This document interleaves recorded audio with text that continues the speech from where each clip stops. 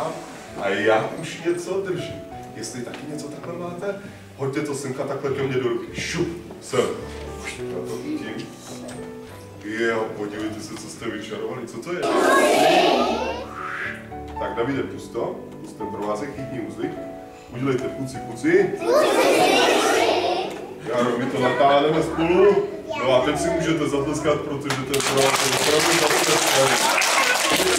Ukončte se, ještě jednou jim pořádně zatleskejte.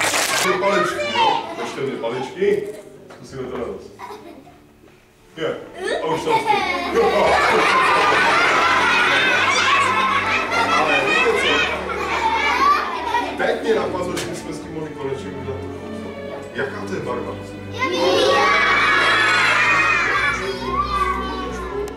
A tam nic není, že jak jsem říkal. Šoupneme to tam dolů, my to zkusíme přečarovat. Všichni udělejte na to. Čárný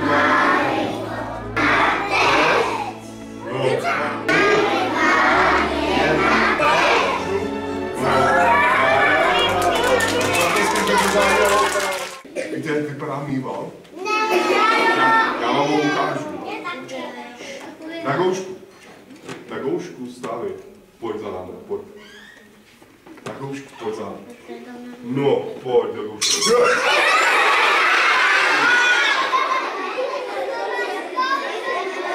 Nekousej mě, on jenom píská, když on je rozespalý, on leží zády, já to zkusím mluvit, aby mě viděl.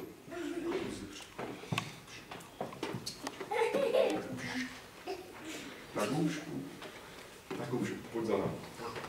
No, pojď.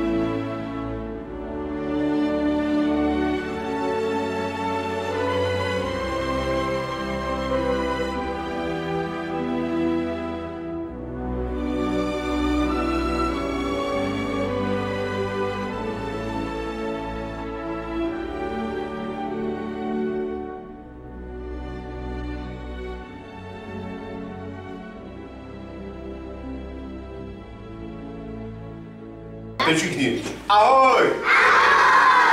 To bylo málo, pořádně ještě jednou.